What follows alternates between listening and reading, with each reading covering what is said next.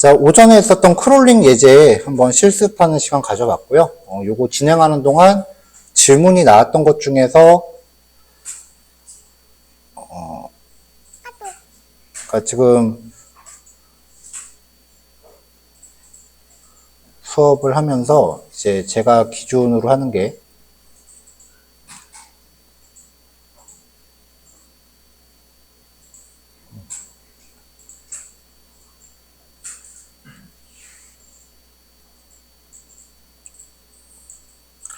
제가 이제 앞부분에 대해서는 그 수업 내용을 제가 모르니까 지금 요마만큼이 제가 일반적으로 이제 파이썬 기초 수업할 때 쓰는 내용들이에요.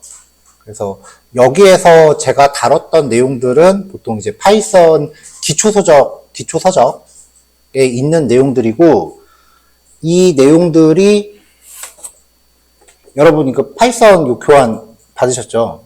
요 교환 기준으로 했을 때 3분의 2 정도 되는 분량이거든요. 전체적으로.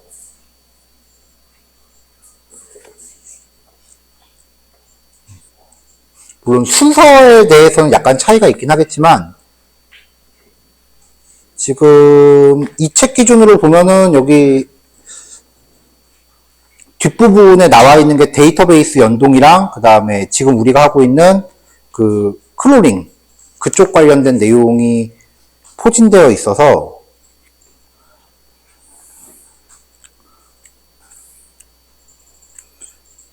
뭐 여러분들 그 디전고 하시면서 데이터베이스 처리까지 했다라고 하니까 지금 이 책에서 챕터 9 요만큼 마지막 챕터가 웹페이지 문서 수집과 처리하는 거니까 저는 지금 이만큼은 다 알고 계신다고 전제하고 수업을 해요. 이게 파이썬 제일 앞부분이요. 지금 그렇게 하고 있는 중인데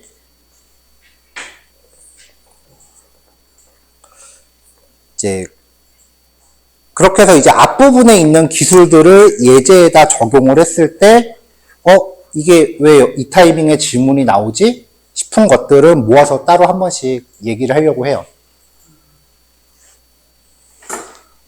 왜냐면은 이거를 다시 설명한다 그러면 우리가 지금 한 달을 다시 소비를 해야 되니까 처음부터 차근차근 할 시간은 없고요.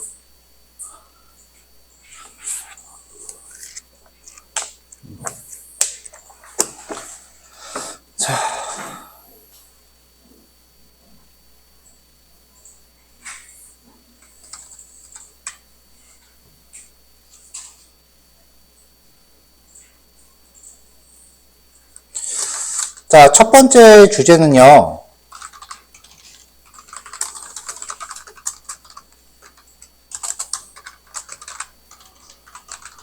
문자열 포매팅 주제예요. 문자열 포매팅 방식이 두 가지예요. 그 형식 문자 활용 포매팅 하고요. 그 다음에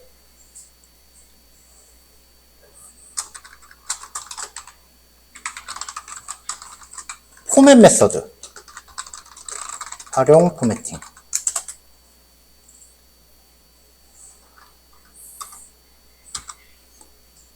이렇게 크게 두 가지입니다. 자, 요거는 이제 바로 예제로 진행을 할게요. 형식 문자라고 하는 게 퍼센트 플러스 알파벳 한 글자예요. 퍼센트 플러스 알파벳 한 문자. 뭐 종류가 몇 가지가 있는데 크게 세 가지만 기억하시면 돼요. 퍼센트 %D. 퍼센트 %D는 디시멀의 줄임말입니다. 십진 정수를 뜻합니다.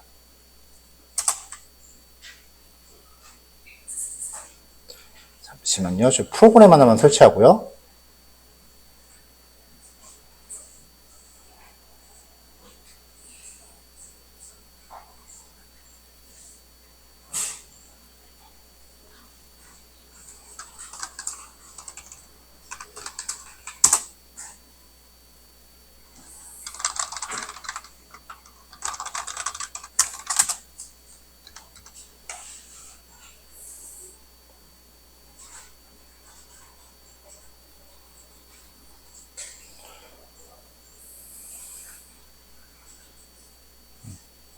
원래 수업할 때 태블릿을 갖고 다녀야 되는데 그 태블릿이 지금 신촌점에 있어서 아마 내일부터는 제가 태블릿으로 화면에 판서를 할 거예요.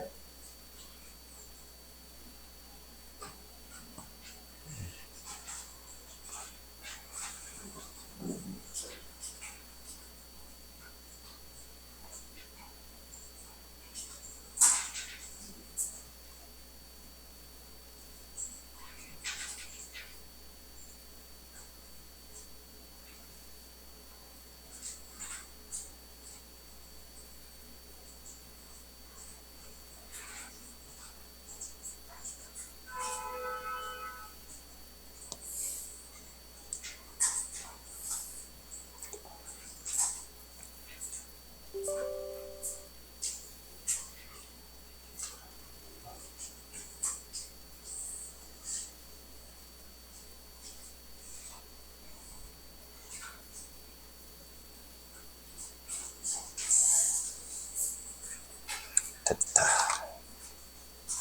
자, 프로그램 설치 하나 하고 있고요. 다 했습니다.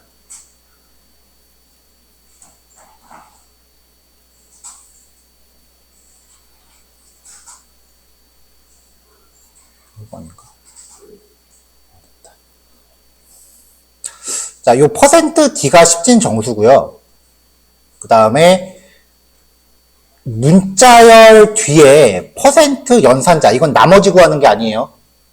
여기 뒤에 나오는 값이나 변수를 여기에다가 이렇게 치환하는 거예요. 그렇게 해서 완성된 문자열을 만들어냅니다. 자, 집중합시다.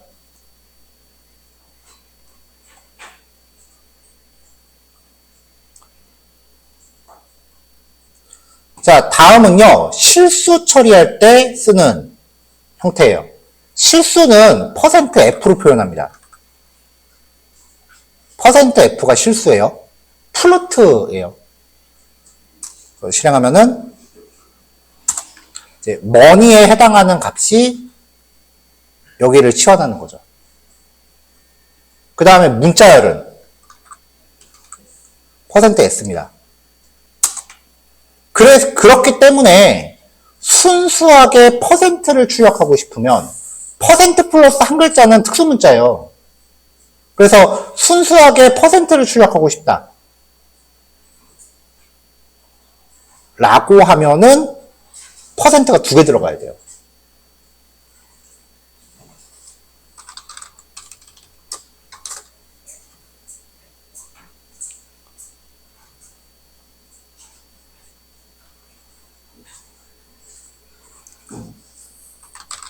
순수한 %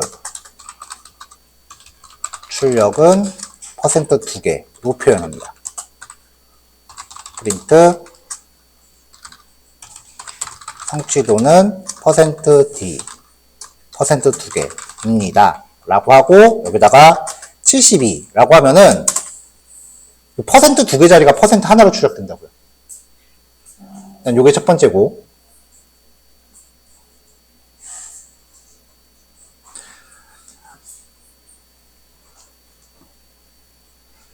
여러 개의 형식 문자를 한꺼번에 적용할 때,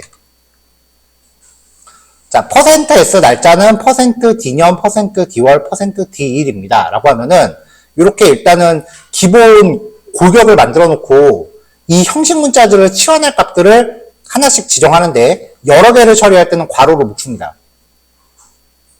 그러면 정모 날짜는 2023년 1월 1일입니다. 이런 식이 되는 거죠.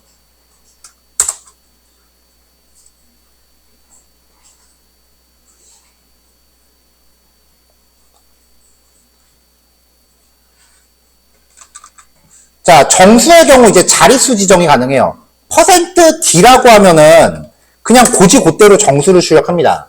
근데 %랑 글자 사이에 숫자가 들어가면은 얘는 자릿수를 뜻합니다. 전체 10자리로 표현을 하고요. 적용되는 값은 오른쪽 정렬합니다. 그러니까 공백은 왼쪽에 생기죠. 여기부터 여기까지가 10칸이라는 뜻이에요.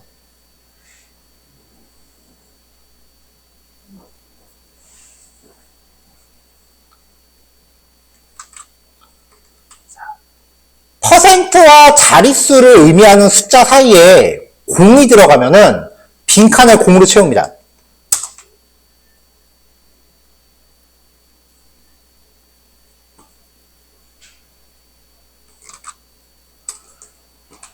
퍼센트랑 자릿수 사이에 마이너스가 들어가면은 정렬을 왼쪽으로 정렬합니다.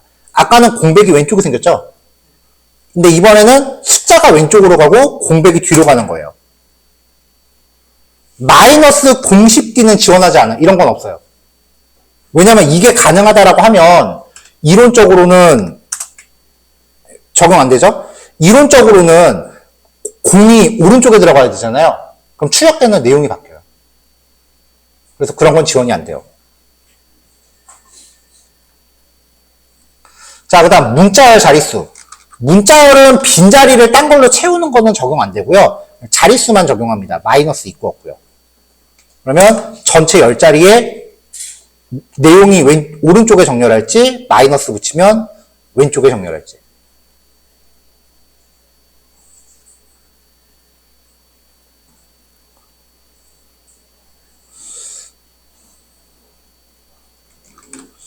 자, 이번에는 실습을 위한 변수를 123.45.6789라고 정의하고요.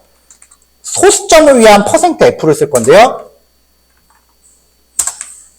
자, 0.3f. 소수점 자릿수 제한입니다. 소수점을 셋째 자리까지 표현하고요. 그럼 넷째 자리에서 반올림합니다.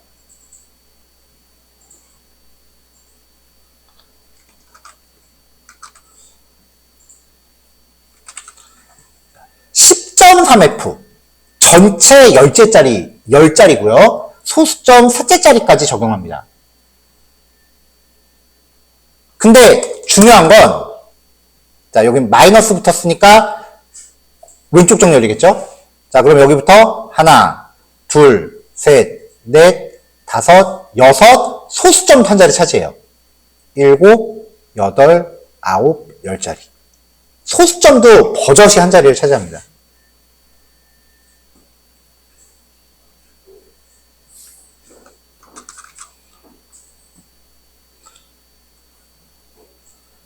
자, 얘네도 0, 10.3f라고 하면은 빈자리를 0으로 채웁니다.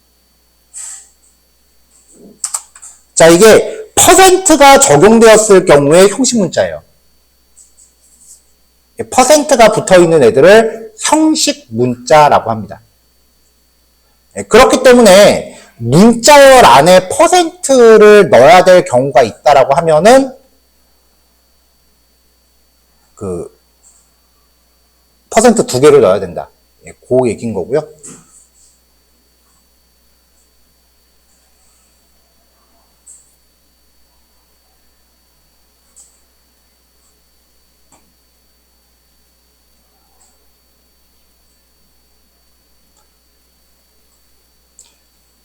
자, 인터넷 주소가 있는데 여기 보면은 한글이 낑겨 있어요.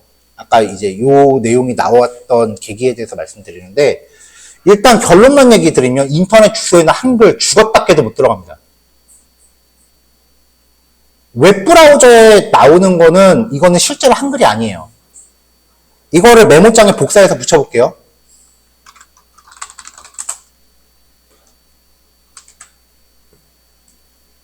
자, R 내장 함수라고 되어 있는데 거기부터 이렇게 바뀌죠. 한글이 지금 이렇게 표현되는 거예요. 실제로 인터넷 주소는 이렇게 생긴 건데 크롬 브라우저가 이거를 역으로 역변하는 것 뿐이에요. 모든 한글은 URL에 인코딩 돼서 들어가야 돼요. 자, 집중합시다. 16진법, 네, 맞을 거예요, 아마. 16진법 맞을 거예요. 이걸 이제 URL 인코딩이라고 해요.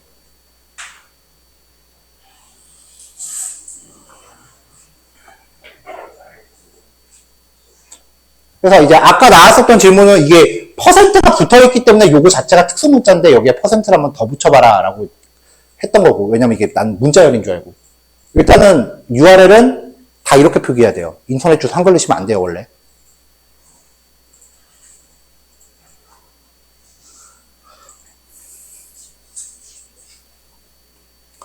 자, 그 다음에 포맷 함수는 배우셨죠? 포맷 함수는 다들 뭐 알고 있는 것 같던데. 이렇게 하면은 포맷 함수에다가 0번째 거. 포맷 함수에 들어가는 파라미터 순서대로 0, 1, 2 이렇게 인덱스 번호를 차지하죠. 0번째, 1번째, 2번째, 3번째. 0번째, 1번째, 2번째, 3번째.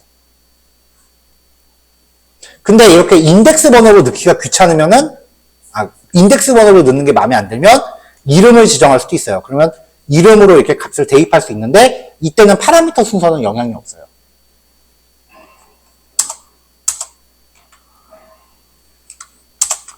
뭐 포맷 함수도 이거 말고 자릿수 지정하고 빈 칸을 다른 글자로 채우고 뭐 이런 것들 되게 많은데 뭐 그거까지는 뭐 저도 잘 쓰지는 않기 때문에 얘기 안 해도 될 것 같고요.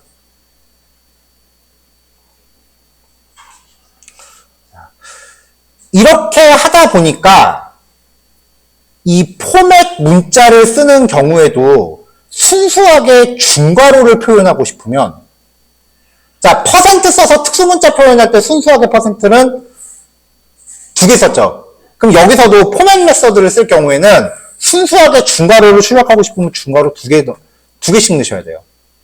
그래야 출력될 때 이렇게 하나로 출력돼요.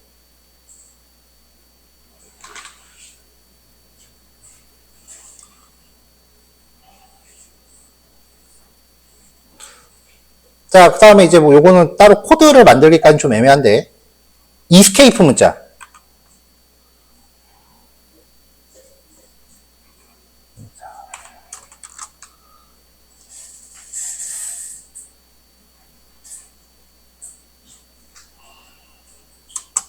역슬래시 n.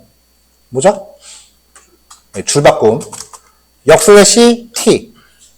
탭키. 쌍따옴표 넣고 싶으면 역슬래시 쌍따옴표. 콧따옴표는 역슬래시 하나. 그럼 이때도 순수하게 역슬래시 넣고 싶으면 2개. 이거는 특히 기억하셔야 돼요. 특히 윈도우 쓰시는 분들 파일 경로 표시할 때. 윈도우는 파일 경로를 역슬래시 하나로 표현합니다. 자, 폴더 경로를 복사해서 갖다 이건 그냥 폴더 이름이네. 자, 폴더 경로를 복사해서 툭 갖다 넣으면은 윈도우는 경로를 설정할 때 이렇게 역슬래시 하나로 처리해요.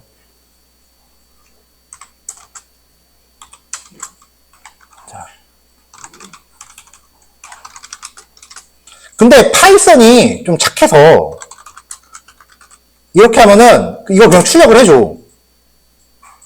근데 원래 문자란에 역슬래시 들어갈 때는 역슬래시 2개씩 넣어줘야 돼요.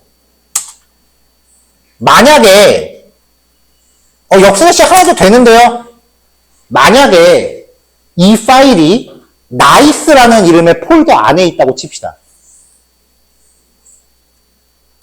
nice라는 폴더 안에 있다고 칩시다. 그러면 역슬래시 n이 이스케이프 문자니까 줄바꿈돼서 이렇게 나온다고요. 그럼 여러분들 선택지는 하나. 어쩔 때는 역슬래시 2개 넣고 어쩔 때는 1개 넣고 이거를 판단할래요? 아니면 무조건 2개 넣을래요? 제가 여러분들한테 알려드리는 게 대부분 이래요. 경우의 수가 여러 개 있으면 가장 포괄적인 거 하나를 그냥 다짜고짜 외우세요라고 드려요. 왜냐면 그거 일일이 다 볼 시간이 없으니까. 만약에 그게 외우기 힘들면은 수업 시간이 배로 늘어나야 돼. 일일이 다 이해를 시켜야 되니까. 근데 해봤더니 10가지 경우를 본 다음에 한 가지 결론을 뽑는 것보다 그냥 다짜고짜 답 하나를 다짜고 외우는 게 더 편해요. 물론 이게 그 악명 높은 주입식 교육이긴 하지만 수업 기간이 매우 짧기 때문에 어쩔 수가 없습니다. 그래서 역슬래시에 대한 주의 이 정도입니다. 키보드에서 역슬래시는 다들 아시죠? 네. 그 백스페이스 왼쪽에 있는 거. 요거 얘가 특수 문자라서 사용하는 글꼴에 따라서 모양이 달라져요. 윈도우에선 보통 이렇게 표시하는데 영문을 주로 쓰는 글꼴을 사용하면은 모양이 이렇게 바뀌는 거예요.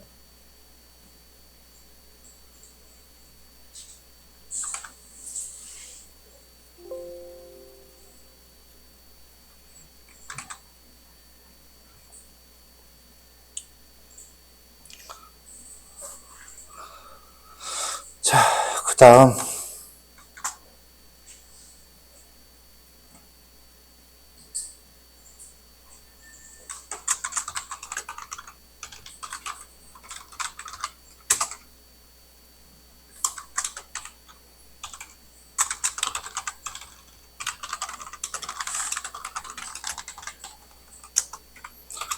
자, K는, my list는 10, 20, 30입니다. 이 세 개를 각각 A, B, C 변수에다가 복사하세요. 라고 하면. A는 my list의 0번째. B, C, 1, 2.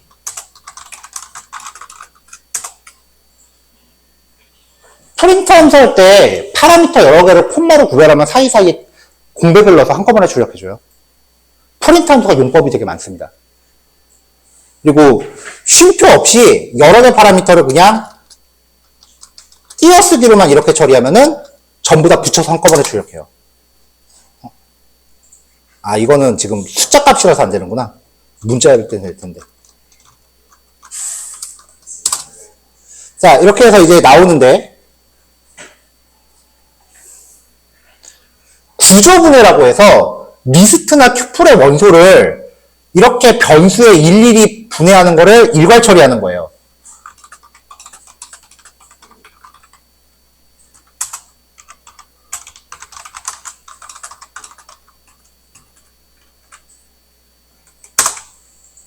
그럼 이 코드는 이 세 줄을 대변합니다. 변수 이름만 XYZ로 바꾼 거예요. 여기 있는 게 리스트건 튜플이건 상관없어요.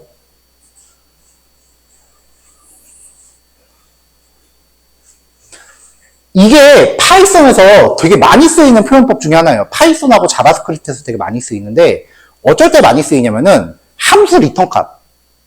원칙적으로 함수는 리턴 값을 한 번에 하나밖에 리턴을 못해요. 만약에 내가 여러 개를 한꺼번에 리턴하고 싶으면 튜플이나 리스트로 묶어서 리턴해야 돼요. 그래서 df fu x, y를 받아요. 그래서 a는 x 더하기 y, b는 x 마이너스 y라고 칩시다. 이거 두 개를 한꺼번에 리턴하려면 묶어야 된다고요. 리턴 a, b.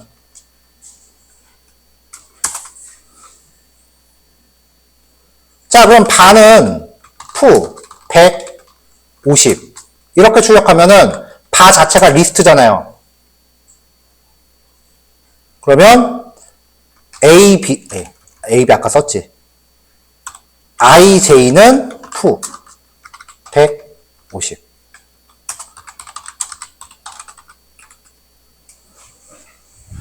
fu를 호출했을 때 리턴 값이 리스트래매요. 그러니까 요 호출 결과는 리스트니까 원소가 두 개죠. 이 두 개한테 A시당 쪽 분해해서 잡는 거예요.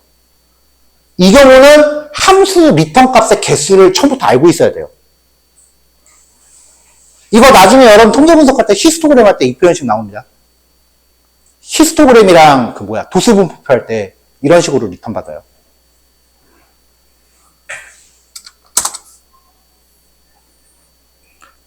그래서 아까 포문에서 그 함수 수사 반복 돌린 거 있죠? 근데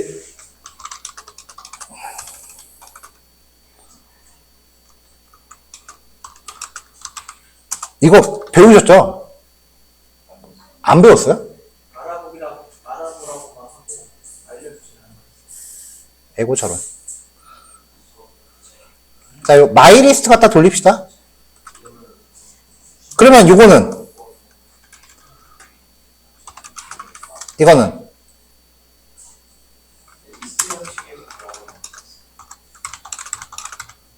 자, 이렇게 할 때 프린트 i는 그냥 순서대로 10, 20, 30이에요. 10, 20, 30.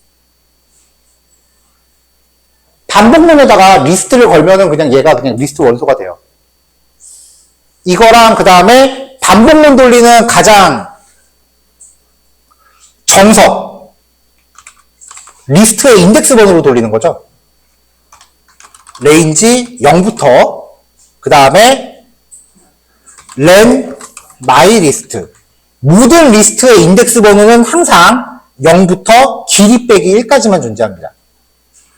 그리고 파이썬에서 범위에 대해서 운운하는 경우가 되게 많은데 문자열에서 슬라이싱 같은 것도 있었죠.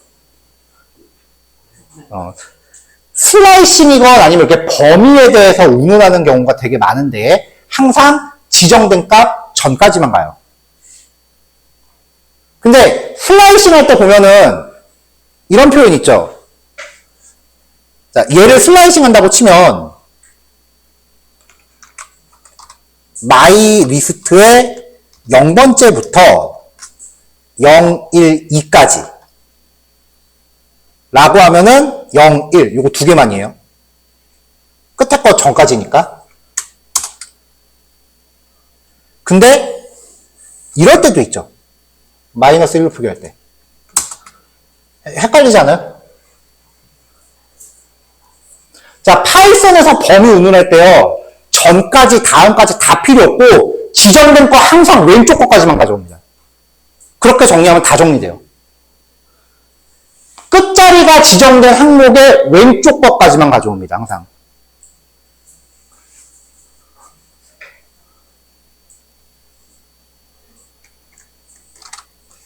자, 그래서 이렇게 해서 프린트 myList의 i번째. 네. 이게 가장 고전적인 반복문이에요. 이거는 이 i 값은 myList에 대한 인덱스 번호죠. 그러니까 원소에 접근할 때는 myList의 i번째라고 해서 접근을 해요. 이 i 값은 0, 1, 2니까. 리스트의 인덱스 번호 0, 1, 2니까. 오케이? 근데 여기에서 조금 개선된 게 이거라고요. 두 번째 거. 얘는 리스트를 걸어버리면 이 i는 리스트의 원소가 돼요. 10, 20, 30이 돼요. 위에 거보다 조금 간단해요. 장점, 고전적인 거보다 간단하다. 단점, 현재 출력되는 게 몇 번째 거 값인지 알 수가 없다. 만약에 예를 들어 봅시다. 홀수 번째 것만 골라서 합산하세요라고 하면 이건 해결이 안 돼요. 홀수 번째 것만 골라서 합산하세요라고 하면은 인덱스 번호가 홀수인 거를 찾아야 돼요. 그때는 위에 거밖에 해결이 안 나와요.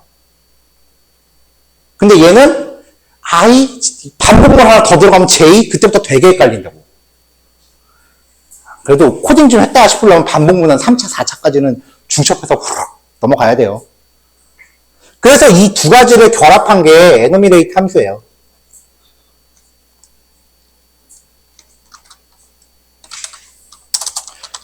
얘는 i, v 인 값을 두 개를 리턴하는 함수예요. 그래서 프린트 i, v 이렇게 출력을 하면은 i는 myList의 인덱스 번호고요. v는 밸류 값이에요. 그래서 파이썬에선 반복문이 얘가 활용도가 제일 높아요.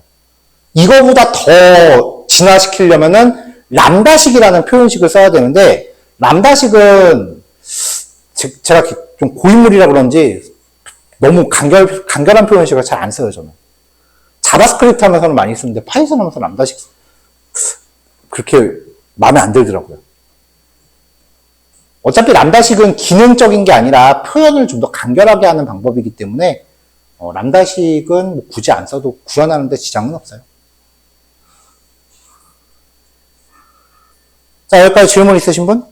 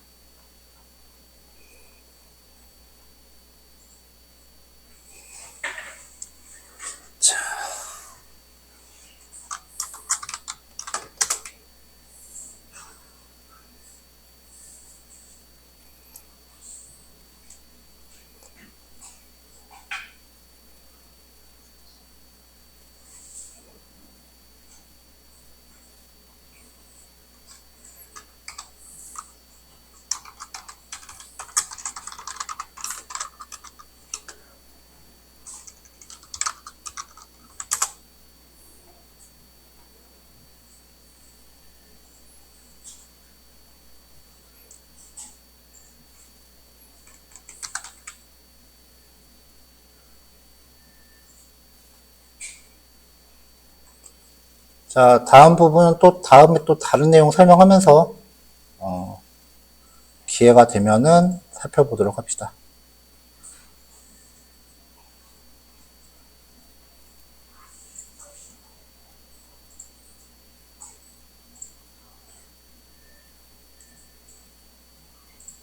자, 요거 파일 올려드렸고요. 그래서 아마 이번 주, 전 다음 주까지는 이럴 거라고 생각을 해요. 그러니까 제가 생각하는 파이썬 기초랑 여러분들이 알고 있는 그 기본의 그 기본기, 그러니까 파이썬 기초에 대한 그 범위를 싱크를 맞춰야 돼요. 그래야 우리가 수업에서 서로 말이 겉돌지 않거든요. 그거를 저는 다음 주 정도까지로 보고 있어요. 그러니까 만약에 저거 안 배운 것 같은데 싶으면은 바로바로 얘기를 노티를 주셔야 돼요.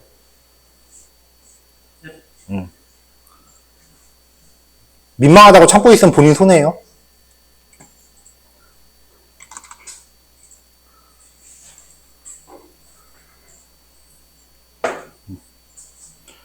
그리고 수업 설명할 때는 집중을 좀 합시다.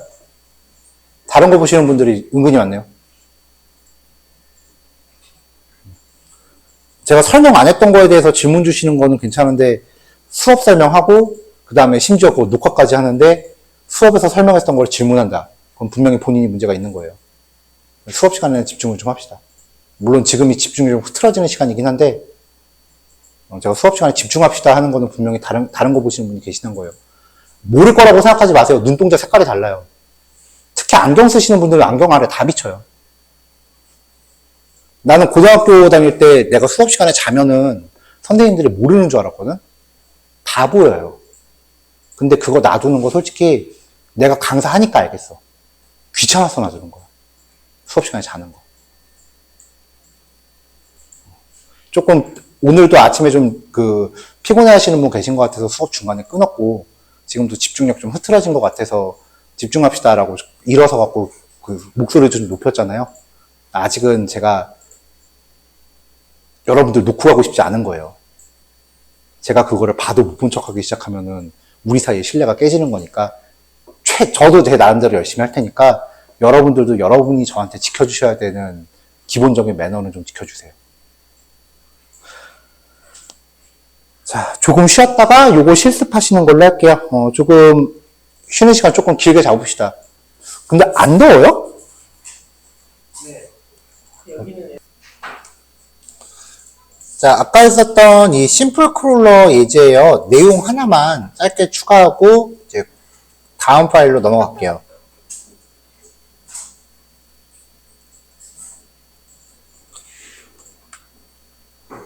자, HTML 파일을 보면은 여기 윗부분에 링크를 아까 추가해 놨었죠. 태그를 중심으로 해서 그 안에 있는 텍스트를 뽑아오는 경우도 있지만 어떤 태그에 대한 속성 값을 가져오는 경우도 있어요.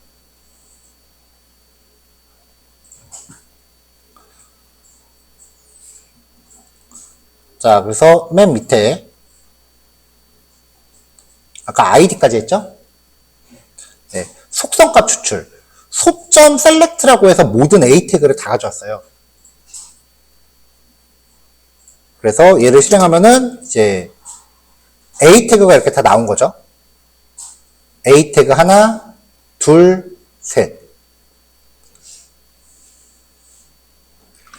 자, 취득한 결과는 리스트라고 했으니까 반복 돌렸습니다. 그래서 이제 I, 인덱스 번호를 한번 출력하고요. 이 V가 테스트4에 대한 원소니까 이 태그 객체들이잖아요. 이 각각의 객체들에 대해서 우리가 이제 HTML 태그라고 부르는 거, 얘는 엘리먼트라고 부르고요. 속성이라고 부르는 거는 어트리뷰트라고 불러요. 그래서 속성들이라고 해서 프로퍼티 이름이 HTRS예요. 자, 그럼 이제 얘를 반복되면서 출력을 해보면 0번째 거는 속성 아무것도 없죠. 그러면 0번째 거는 빈 딕셔너리. 1번째 거는 href 속성이 샵으로 돼 있죠. href가 샵. 그리고 2번째 거는 href 속성이 네이버 주소로 돼 있죠. 자, 각각의 태그 속성들이 딕셔너리 구조로 들어있다는 거 확인되죠. 그러면 지금 0번째 거는 값이 없잖아요. 자, v.attr's 이 딕셔너리 객체에 href라는 속성이 있다면 파이썬 연산자 중에 in이라는 연산자가 있는데요. 리스트나 딕셔너리에 어떤 항목이 포함되어 있다면을 뜻해요. 딕셔너리 같은 경우는 키값으로 판단을 하고요. 그래서 href라는 키가 attrs에 있다면 %d, i죠? %d번째의 href 속성 값은 s. v.attrs에서 해당 속성, 딕셔너리니까 이렇게 접근해야죠. 이렇게 취득하면은 주소값만 뽑아올 수 있다는 거예요.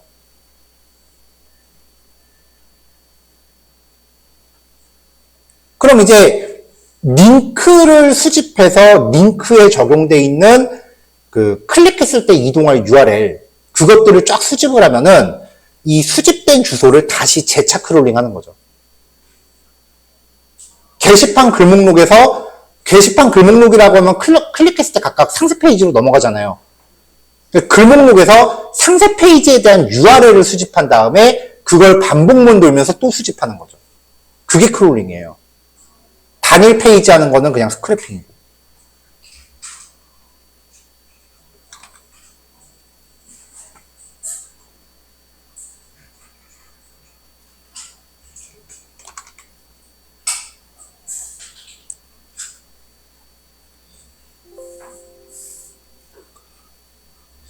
자, 마지막에 이제 블록 하나 추가됐으니까 요거는 제가 다시 한번 배포하긴 할 텐데 실습은 이따가 한꺼번에 묶어서 합시다. 네. 8번 파일 다시 배포했으니까요. 이따가 그 실습하실 때 기존에 했던 거 뒤에다 내용 추가하시면 돼요.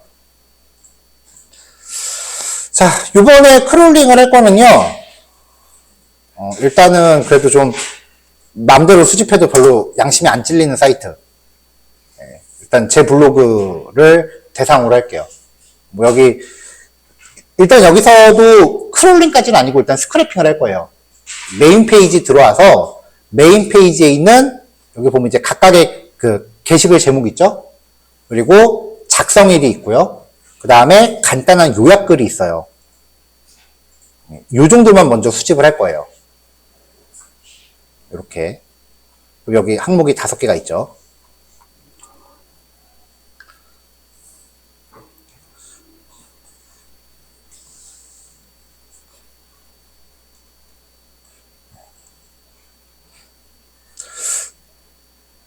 다시 한번 얘기하지만 8번하고 9번 예제는 지금 오늘 원래 제가 준비했었던 예제는 요 10번 예제부터 시작하는 건데 이게 다짜고짜 내용이 좀 너무 센 것 같아서 좀 중간에 좀 쉬운 예제를 지금 약간 오늘 바로바로 추가를 또 하고 있는 거예요.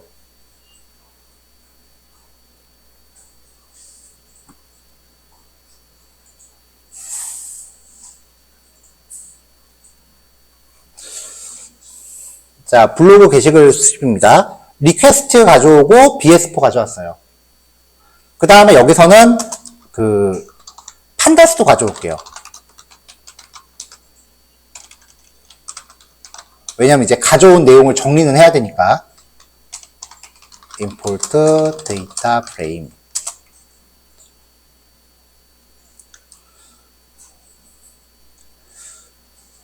자, 그 다음에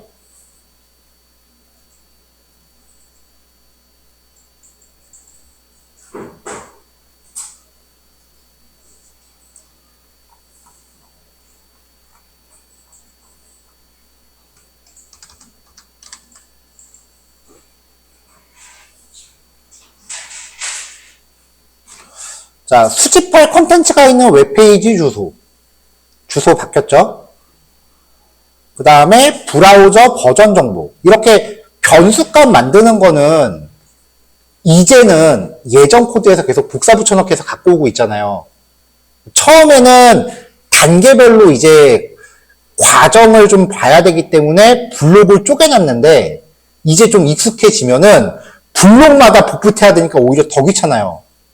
그래서 이제 좀 익숙해진 애들은 슬슬 블록을 통합할게요. 자, 주소, 브라우저 버전 정보 만들고 접속 객체 생성, 그 다음에 헤더 세팅, 그 다음에 주소 접속하고 접속이 실패했는지 확인해보고 그 다음에 처리 다 되면은 인코딩 지정해서 속격체 만들어 올 것까지.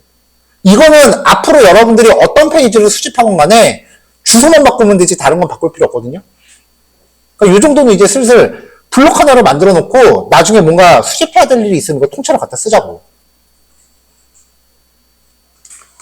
자, 그래서 이만큼을 가져왔습니다. 그러면 이제 여기서 필요한 내용을 추출해야 되는데 웹페이지 크롤링, 즉 웹에서 컨텐츠를 수집할 때는 사실 좀 더 기술적으로 난이도가 높은 거는 리퀘스트 객체예요. 왜냐하면 걔는 내부적으로 네트워크 통신 기능이 구현되어 있는 거기 때문에. 근데 정작 받아 쓰는 우리 입장에서는 그냥 리퀘스트 세션에서 접속 만들고 get 하면은 가져온다. 끝이잖아요. 내부 구조가 어떻게 될건 우리 알 바 아니라고요. 만약에 여러분들이 진짜 백엔드 개발자를 할 거라고 하면은 저 리퀘스트 객체를 쓰라고 안 해요. 저런 기능 하는 걸 직접 만들라고 시키지. 과목에 따라서 포커싱이 다른 거예요. 근데 가져온 HTML에서 필요한 내용을 추출하는 거는 죽었다 깨도 자동화 못해요. 왜냐면 여러분들 업무가 이거야. 이거는 자동화가 안 돼요. 꼼죽 꾸지 마세요. 그리고 저번에도 말했지만 웹사이트 디자인이 바뀌면 여기 코드는 무용지물이 돼요. 코딩 공부하면서 자동화 기대하지 마세요. 여러분들은 다른 사람들로 하여금 자동화를 느낄 만한 뭔가 만드는 역할이지 여러분들이 자동화를 누리는 사람은 아니에요. 자동화를 누릴 거면 여기 계시면 안 돼요. 여러분들은 자동화를 제공하는 사람이야.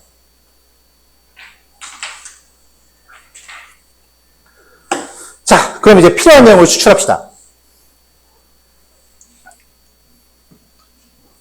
자, 일단은 개발자 도구부터 열어야 돼요. 그래서 내가 취득하고자 하는 곳을 이제 찍어봐야죠.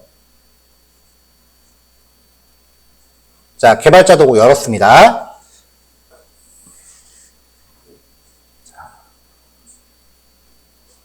자, 지금 여기 제목을 찍었는데 일단은 제목, 작성일, 내용 요게 지금 한 덩어리잖아요. 근데 여기서는 이렇게 짜잘하게밖에 찍히질 않으니까 얘를 딱 찍고 나면은 내가 원하는 부분을 가장 포괄적으로 아우를 수 있는 데가 어딘지를 여기서 태그를 한 가지씩 올라가 보세요. 제목, 링크. 여기는 지금 윗부분 여기네요. 윗부분 이쪽 보이죠? 그 다음에 하나. 또 이만큼이네요. 아티클. 딱 여기를 잡으니까 여기 아티클이라고 잡으니까 예, 글 하나가 다 선택이 되는 거 확인되죠. 공간이 좁아서 잘 안 보이면은 개발자 도구를 옆으로 좀 옮길게요.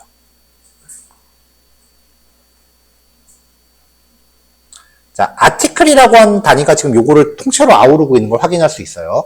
그 다음에 얘를 딱 접어봤더니 아티클 다 똑같이 생겼죠? 자, 두 번째 거 아티클 보면은 이렇게. 그 다음 거 보면은 이렇게. 그 다음 거 보면은 또 이렇게 돼 있죠. 아까 제가 설명할 때 클래스라고 하는 건 디자인 구조가 비슷한 애들을 여러 군데 적용하려고 쓰는 거라고 그랬잖아요. 그러니까 보통 이렇게 목록으로부터 뭔가 가져올 때는 대체로 일단 클래스가 비슷비슷해요. 그럼 일단 클래스라는 이름으로 가져오면은 얘네들을 전부 뭐로 가져온다? 리스트로 가져온다. 이 게시글 목록이 이제 한 페이지에 5개 있거든요. 이 5개를 리스트로 가져오는 거죠. 자, 그래서 아티클 리스트는 속.select 아까 클래스 이름이 뭐였지? 포스트.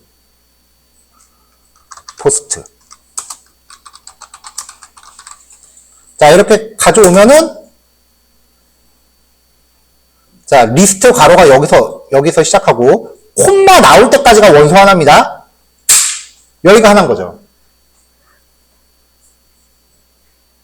그 다음에 여기부터 또 쭉, 여기 지금 너무 길다고 점점점 했네요. 여기 개발자 도구에서 아티클 하나를 확장하면은 이만큼이 나오잖아요. 이만큼이 통째로 원소 하나인 거예요.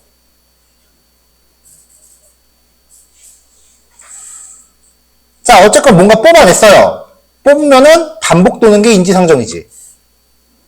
그래서 for article in article list를 갖고 반복 돌려요. 그럼 프린트 하면은 article 출력하면은 지금 요 하나하나가 지금 나올 거 아니에요. 자, 이 하나를 뽑아내면 이 안에서 세부 요소를 또 셀렉트 할 수 있다 그랬죠. 자, 그럼 이제 제목이 들어있는 요 제목을 뽑아봅시다. 자, 제목이 있는 부분을 찍었어요.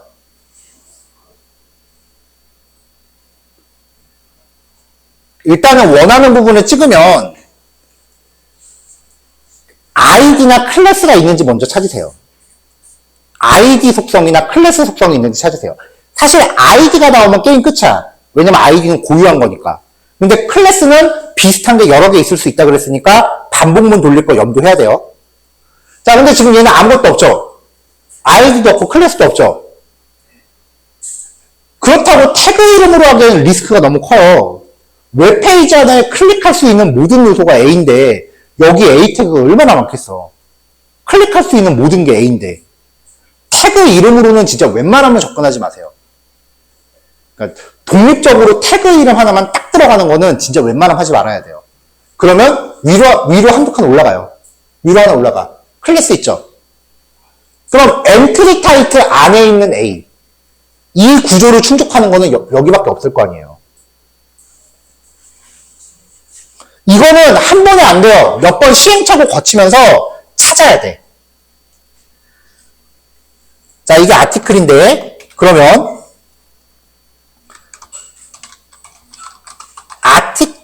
article.select. 가져온 거 하위에서 또 셀렉트 할 수 있다고 했죠? 자, 여기서, entry title 안에 있는 A. 안에 있는 A. 이때는 자식 선택자건 자선 선택자건 여러분들 편한 거 쓰세요. A. 자, 얘를 타이틀이라고 받읍시다. 그 다음에 또 출력해서 확인해봐요. 중간중간에 확인 계속 해봐야 돼요. 자, 그럼 이렇게 A 태그들만 쭉 나오네요. 이걸 중간에 이렇게 출력하면서 해야지. 안 그러면은 몰라요. 이거 한꺼번에 다 중간 결과 확인 안 하고 그냥 코딩 다 한다. 뭐 타이핑 연습이에요? 이거는 중간중간에 확인을 해야 돼요. 아무리 코딩 잘하는 사람도 한꺼번에 다 코딩해놓고 한꺼번에 결과 확인 못해요. 중간중간에 자꾸 중간 점검을 하셔야지. 자, 그럼 이제 얘도 리스트인데 지금 각각 하나씩밖에 안 들어있어요. 괄호가 딱 하나로 끝나잖아요. 그리고 페이지 생긴 걸 딱 봐도 이 안에 제목은 하나밖에 없죠. 그러면 리스트 원소는 한 개밖에 없겠지. 자, 그래서 타이틀 EL이라고 합시다. EL. 타이틀은 타이틀 EL의 0번째 텍스트의 스트립. 이렇게 해서 프린트 타이틀. 그러면 제목만 쫙 나왔죠?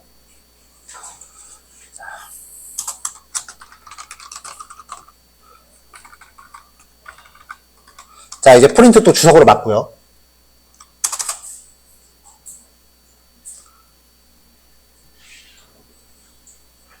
자, 그 다음에는 여기에 있는 요 작성일을 볼 거예요. 자, 여기 클래스가 published라는 클래스가 들어있는 타임 태그인데요. 자, 여기 보니까 date time이라는 속성으로 날짜 값이 있고요. 그 뒤에는 영문으로 되어 있는 날짜 값이 있네요. 어떤 거 쓸래요?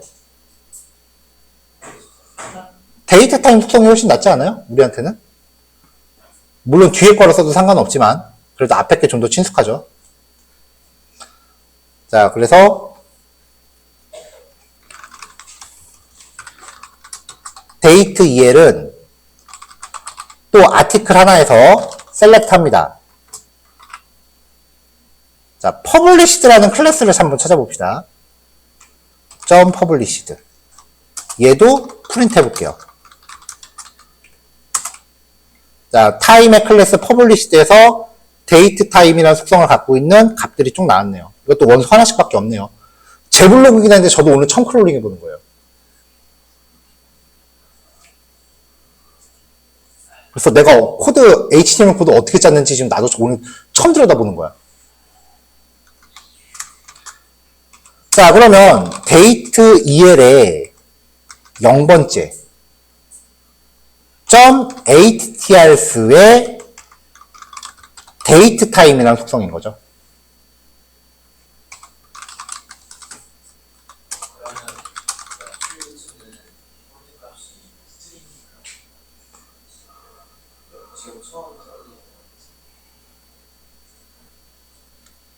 어트리뷰트요? 네. 딕셔너리. 원래는 딕셔너리 위에서는 저희가 써놓는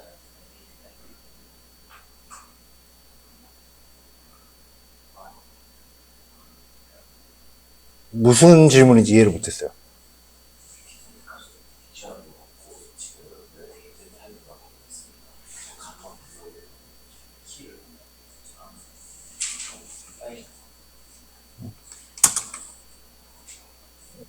자, 어쨌건 이제 날짜값 뽑았어요. 일단은 뭐 리스트건 딕셔너리건 그 안에 들어있는 실제 내용물은 외부에서 가져오는 데이터는 무조건 문자열이에요. 그러니까 지금 이것도 문자열이에요. 자, 일단 날짜값 뽑았고요. 그 다음에 이 안에 있는 요약글.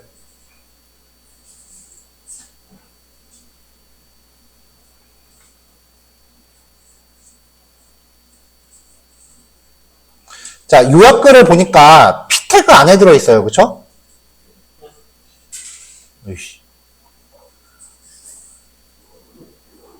네, p 태그 안에 있고 중간중간에 뭐 글자 굵게 뭐 이런 그 값들이 있긴 한데 이런 거는 나중에 텍스트에서 그냥 한 번에 뽑아도 될 것 같고 일단은 쭉 이렇게 p 태그 안에 있는데 이것도 태그만 있으니까 엔트리 컨텐트라는 걸 통해서 p 태그에 접근합시다.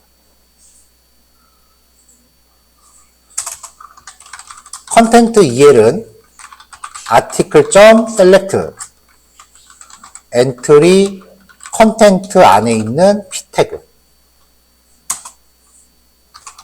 프린트 컨텐트 EL. 근데 지금 요거는 p 태그가 여러 개 들어있는 경우도 있을 것 같은데 쭉 가서 그쵸, 이렇게 p 태그가 여러 개 있는 경우도 있어요. 왜냐하면 p 태그가 문단을 구성하는 태그잖아요. 지금 여기는 문단이 하나씩밖에 없으니까 문단 하나인데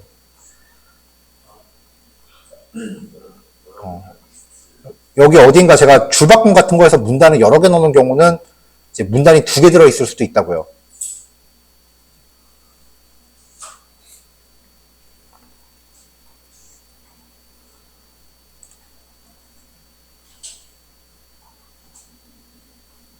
아니다. 두 번째 거는 여기 more 버튼이네요. 두 번째 문단은 0번째 것만 가져와도 되겠네. 컨텐트는 컨텐트 EL의 0번째의 텍스트의 스트림 컨텐트. 자, 이렇게 하면 뭐 내용만 이렇게 쭉 뽑힙니다. 자, 이렇게 해서 다 뽑아진 거를 이제 확인을 했으니까 얘네들을 묶읍시다. 그 전에. 저도 일반적인 프로그래밍 할 때는 잘 안 쓰는 건데, 자, 여러분들 변수 네이밍 규칙. 영어, 숫자, 언더바만 쓸 수 있고, 첫 글자는 숫자가 올 수 없다. 보통 그렇게만 정리하고 말거든요.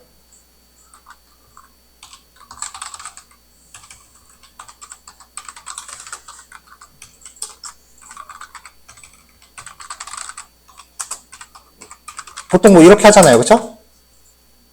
근데 데이터 분석 저는 일반적인 프로그래밍은 변수 이름 저도 이렇게 해요. 영어로만 해요. 그냥 여태까지 습관된 게 있으니까. 근데 데이터 분석할 때는 변수 값이 워낙 많으니까 이제 어휘력이 딸려서 이렇게 합니다. 변수 이름 UTF-8 환경에서는 한글 가능합니다. 안씨는 영어 플러스 1개 국어밖에 안 된다 그랬죠. 그러니까 안씨 같은 경우는 영어밖에 안 되는데 UTF-8은 태생적으로 모든 종류의 언어를 다 표현하려고 만든 거예요. 그래서 UTF-8 환경에서는 한글 변수가 됩니다. 그리고 비주얼 스튜디오 코드는 태생적으로 UTF-8밖에 처리를 안 합니다. 얘네 EUCKR로 된 파일 열면은 다 깨져요, 글자. 한글 변수 됩니다. 자, 그래서 추출한 내용을 딕셔너리로 병합합니다. 아이템은 제목, 작성일, 요약글, 이렇게요. 딕셔너리 키도 한글로 가도 돼요.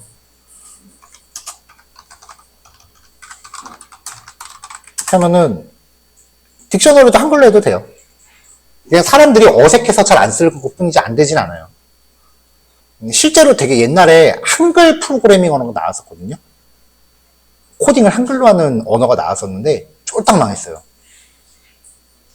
아무도 안 써. 한국 사람들도 안 써. 어색해서. 안 되는 건 아니에요. 자, 이렇게 만들어진 이 아이템을 모아야죠, 하나에다가. 그래서 수집한 결과가 저장될 빈 리스트를 하나 넣습니다. 리절트는 빈 리스트를 하나 넣을게요. 이제 이 빈 리스트에다가 이 아이템을 추가해요.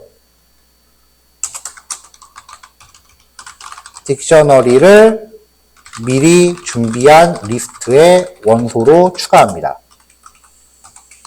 어펜드 아이템. 리스트에 대한 어펜드 함수는 원소를 뒤에다 계속 추가해요. 이렇게 해서 마지막에 리절트 딱 출력하고 나면은 결과 만들어지죠.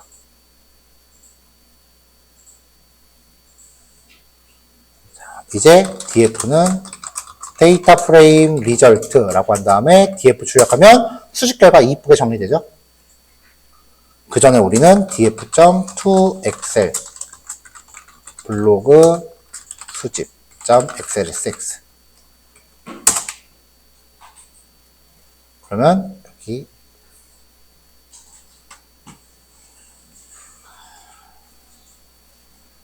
들어왔죠.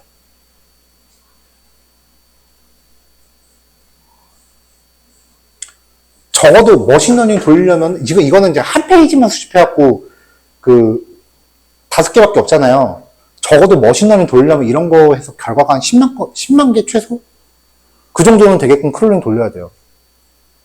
텍스트 마이닝 분석하고 싶다? 어디엔가 가서 덧글 한 10만 개 이상 수집하고 시작해야 돼요. 머신러닝을 일단 최소한 10만 개 정도는 갖고 학습을 시켜야 돼. 그래서 나중에 예전에 시험 문제 중에 그런 거 낸 적이 있어요. 유튜브 덧글을 수집을 해서 결과를 학습한 다음에 주어진 문장이 그 긍정의 덧글인지 부정의 덧글인지 판단하는 그 학습 모델을 만드시오라고 문제를 낸 적이 있거든요. 크롤링까지 다 수집해서 이제 학습하라고.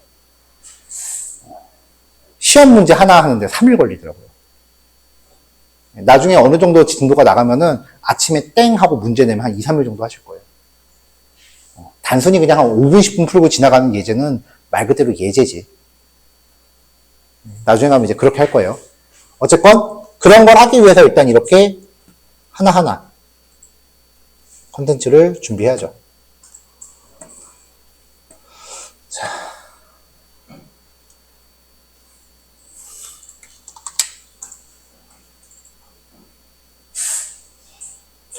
출력 결과는 지우고 드리는 게 낫죠.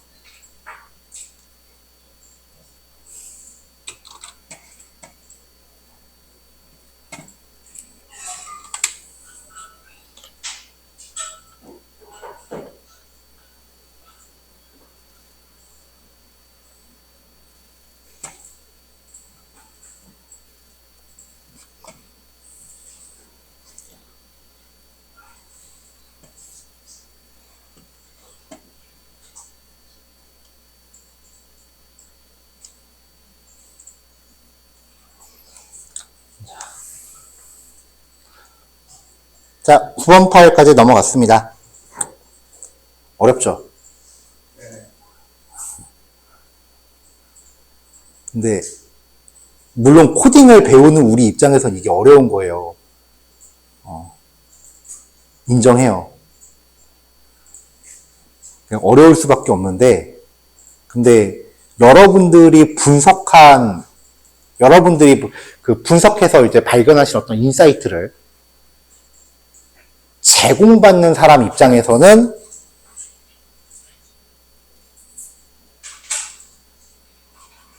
제가 첫날 여러분들한테 이런 거 보여드렸었죠? 이렇게 받아볼 거 아니에요. 그러니까 분석 결과를 제공받는 사람 입장에서는 파이썬 코드가 어떻게 됐건 다 필요 없고 그냥 이런 결과 페이지 하나만 받는다고요. 데이터 분석 결과물을 받는 사람 입장에서는. 그 사람들, 이 결과를 받는 사람이 어디 결정권자겠죠? 그 결정권자들은 여러분들이 이 분석 결과를 만들기 위해서 며칠 밤을 새건 얼마나 복잡한 코드를 넣건 아무 관심 없어요. 우리는 그냥 결과를 만들어내기만 하면 되니까. 바꿔 말하면 우리가 지금 하는 거는 기본이라는 얘기예요. 결과를 받는 사람 입장에서는 그냥 뭐 남들 다 하는 거 아니야 라고 생각할 뿐이야.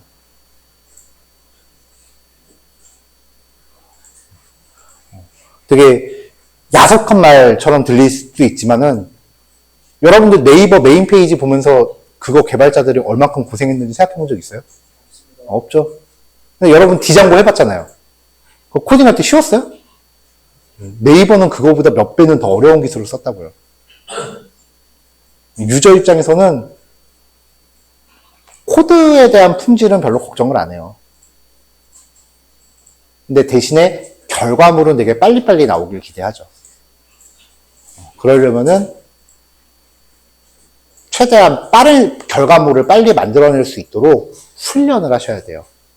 이게 직업훈련 교육이 아니라 직업능력 교육이 아니라 직업능력 훈련이라고 부르는 이유가 그거예요. 일단 몸에 먼저 익혀야 돼요. 자, 지금 3시 50분이고요.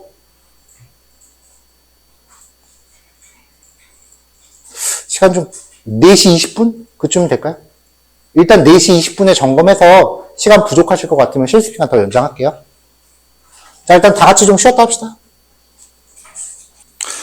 자, 많이들 현타 오신 것 같아서 진도 더 나가면 안 될 것 같고, 오늘 수업 내용 활용할 수 있는 연습 문제 하나 냈어요. 확인해보니까 쿠팡은 검색 결과는 지금 우리 수업 수준으로 수집이 될 것 같아요.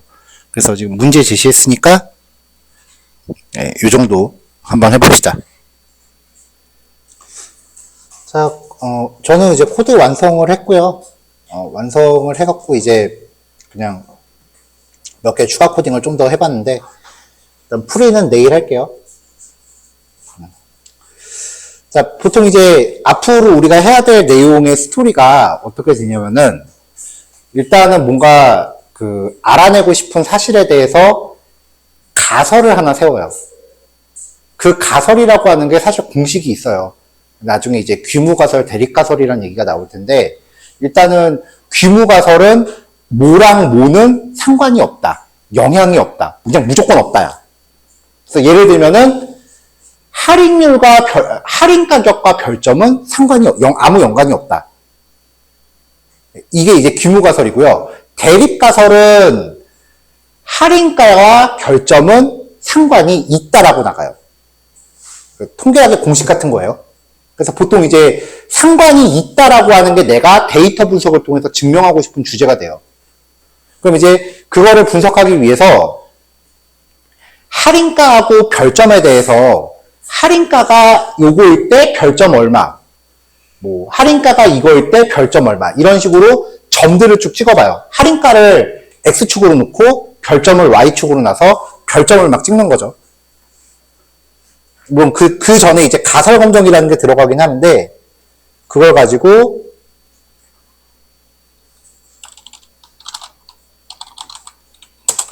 별점을 찍어서 이런 식으로 이제 그래프를 찍어보는 거예요. 자, 이게 보면은 할인가가 이거일 때 별점이 얼마였다. 지금 여기 보면은 가격이 0.0, 0.5, 1.0, 1.5, 2.0인데 여기 밑에 보면 1에 10의 6승이라고 나와 있잖아요. 지수예요. 파이썬에서 지수 표기법이라는 게 있거든요. 우리가 어렸을 때 배웠던 그 지수 맞아요. 근데 뭐 어려운 건 아니고 2에 6이라고 하면 소수점이 오른쪽으로 6칸 가면 돼요. 그러니까 여기서 소수점이 오른쪽으로 6칸 간 거야 다. 숫자가 너무 크니까 얘가 이렇게 표기한 거예요.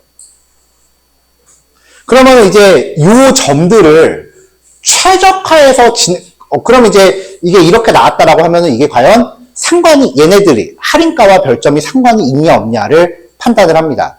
그걸 판단하기 위해서 얘네들을 가장 근접하게 지나갈 수 있는 하나의 직선을 찾아요. 그걸 상관 분석이라고 해요. 그것도 뭐 따로 할 거 없어. 그래프 이름만 바꿔주면 돼요. 그러면 얘네들을 지나가는 최적화된 직선이 이렇게 나와요. 자, 그럼 비례하죠. 그럼 이걸 갖다가 우리는 할인가와 별점은 양의 상관관계가 있다라고 분석을 해요. 그래서 이 그래프의 이 직선의 모양을 봤을 때 대체로 할인 가격이 올라갈수록 별점이 높아지는 경향이 있다. 그러니까 우리는 상품의 할인율을 빡빡 올려야 평가가 좋을 것이다. 라고 결론을 내요. 그러면 이제 이거에 대한 보고를 들은 밑대가리들은 그래서 할인 얼마나 해야 되는데 구체적인 수치를 물어볼 거 아니에요. 그러면 이제 이 직선의 방정식을 구합니다.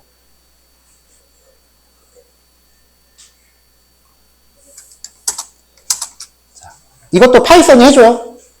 numpy라고 하는 패키지가 있는데 걔를 통해서 X축하고 Y축의 데이터를 넣어주면은 이거를 통해서 기울기와 절편을 구해줘요. AX 플러스 B일 때 A가 기울기고 B가 절편입니다. 기울기하고 절편이라는 용어는 기억하셔야 돼요. 그래서 이걸 가지고 이렇게 방정식을 만들면 이게 저 할인가와 별점에 대한 상관관계에 대한 분석 모델이 됩니다. 이게 데이터 분석이에요, 여러분. 머신러닝은 이거보다 한 수 더 뜨고요.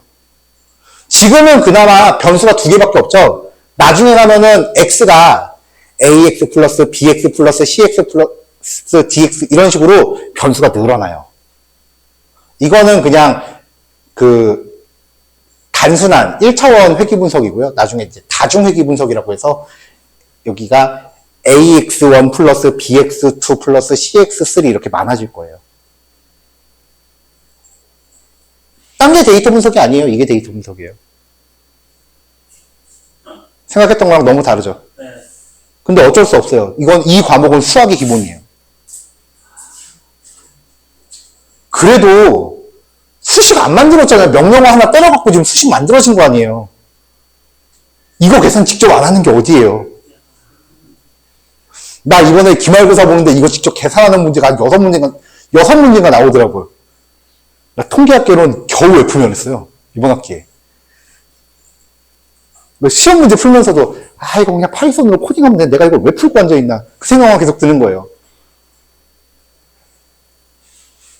어렵게 생각하지 마세요. 방정식을 우리가 직접 구하는 거 아니야. 명령어만 내리면 되는 거예요. 그냥 폴리핏이라고 하는 함수 하나만 외우면 돼요. 여러분들한테 직접 계산하라고 안 해요. 그냥 수식만 보고 쫄지 마세요. 이거 그래프 그리는 거 여기 위에 코드는 사실 뭐 그냥 환경 설정이고 이거 그래프 이거 명령 하나 때리고 그리드 배경에 격자 넣고 쇼 그래프 출력 그럼 지가 알아서 직선까지 다 그려주는데 차라리 분석은 더 쉬워요. 지금 하고 있는 크롤링이 더 어려워요. 왜냐면 크롤링은 지금 해봐서 아시겠지만 이렇게 명령 하나로 되는 게 아니라 수많은 노가다가 필요하거든요. 노가다 엄청 심해요. 그쵸? 근데 이제 내일 아침에 쿠팡에 리뉴얼 했다라고 하면 이제 열받는 거지.